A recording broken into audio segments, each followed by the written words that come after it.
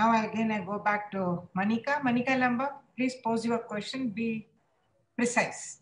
Okay, so my question is about, is there any ethical framework for social media research which include ethical practice such as information, consent, or anonymity, which cover sensitive data and vulnerable subjects also, such as people who is suffering from autism and etc.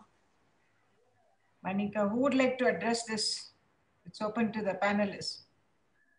Mayank, you want to do? Ethics, have you done or? No, I'm not yet taught ethics, but I know some of the things in ethics, maybe from some of my research, which has some ethical considerations. So for example, let me give you one example. I might not be aware about all ethical issues.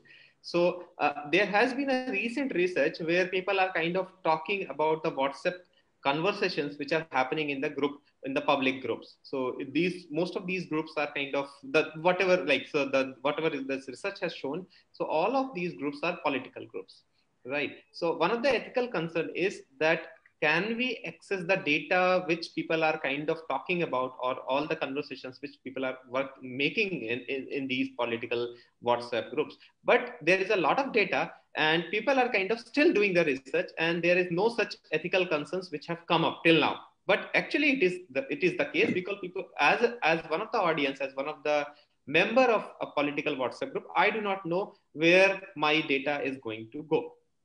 Right. Same has happened with, I think it has happened few years before, where a lot of Facebook data was used by Cambridge Analytica for making some kind of predictions, and people do not know that they are using an app which is even not only using their own data but their friends' data also. And it's not just the metadata of like how many friends you have or what location you have lived in, but it also takes more amount of data. For example, the status messages that you're posting, the ops that you're making, right? So there are always ethical concerns, but again, these are very subjective to different problem domains, and sometimes the same kind of data sharing might be ethical in one domain, it might not be ethical in the other domain, right? So again, this is very subjective thing. My question was, is there any ethical framework available for social media research? Like, is there any policy or written document which a researcher can consult to do the research? Maybe I can take a shot at it. So there is perhaps no universally accepted framework that people would take, but typically many universities, research institutions, and also the corporate R&D settings, they have a research board or kind of a group that is set up with certain constitution of people, including people from the, like the doctors and then the medical doctors, as well as the public health person, as well as the mental health. So there is the composition, it all depends on the organization to organization. They actually, every principal investigator who is taking a study will have to present in the form of a document and also the form of presentation, where what kind of research are they doing and what kind of data that is being used.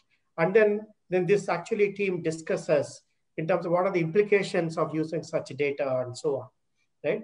And then the internal team, once it actually approves it, then people can conduct the research and then publish. But in most of the publication houses, for example, Neuro IPS and many other conferences now have the teams that actually, the committees that look at the ethical aspect of each one of these publications, if they are kind of accepted and so on. So at various levels, these ethical frameworks are being developed, and they're not complete, they're not available everywhere, but then this is evolving. That's I think the best what we have today.